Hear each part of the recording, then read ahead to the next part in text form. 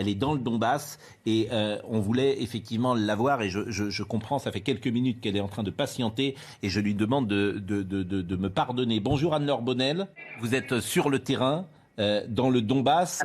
Je voudrais que vous nous donniez les dernières informations de ce qui se passe sur le terrain. Alors oui, je vais vous les donner tout de suite, mais il ne faut pas oublier que depuis 2014, cette guerre a débuté. Dans le Donbass, ça est le berceau là où je me trouve. Les gens ici sont épuisés. Il y a eu beaucoup de morts, beaucoup de décès, beaucoup de massacres.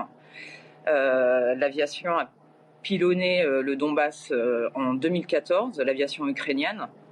Ça continue. Des villages comme Gorlovka, où j'étais hier et avant-hier, sont également visés.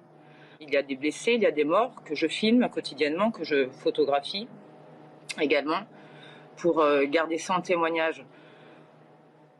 Je n'ai aucun message politique, mais sachez simplement que depuis une semaine, on parle de ce conflit, mais il dure depuis 8 ans. Il y a eu 13 000 morts. 13 000 morts.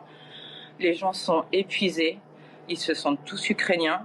Ce que je peux vous dire, c'est qu'ils sont très surpris que l'Europe se rende compte de la situation.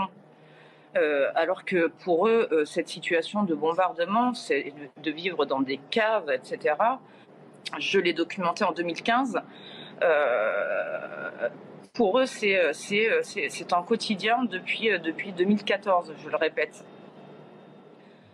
Ensuite, je vous interromps parce qu'il y a effectivement tout le monde ne comprend pas la situation aussi précisément, évidemment, que vous la vivez depuis de nombreuses années.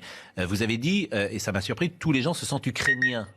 Et vous avez rappelé que les bombardements étaient ukrainiens il y a Absolument. quelques jours. Mais quelque chose de grave, que visiblement la population du Donbass, en 2014, a été ciblée par son propre gouvernement. La population russophone a été bombardée par le gouvernement de Kiev. Oui, voilà. J'ai toutes les preuves, donc je pourrais vous les fournir en rentrant en France. J'ai les images. J'ai un film là-dessus.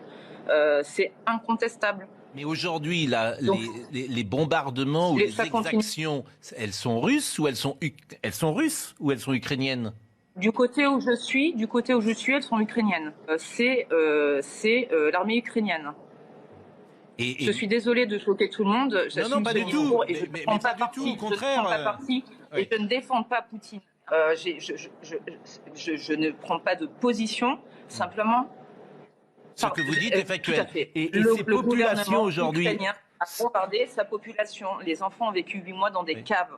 Le film que j'ai fait en 2015 est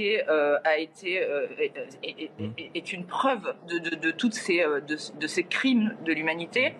J'assume. Je vous invite à le regarder. Hier, j'étais avant-hier dans une école. 2 institutrices ont été coupées en deux, le corps coupé en deux. Je rencontre j'ai mis des photos sur mon mur Facebook. En tout cas, je vous confirme qu'ici, dans la région du Donbass, côté russophone, encore aujourd'hui, ça bombarde. Hier, Donetsk a été touché.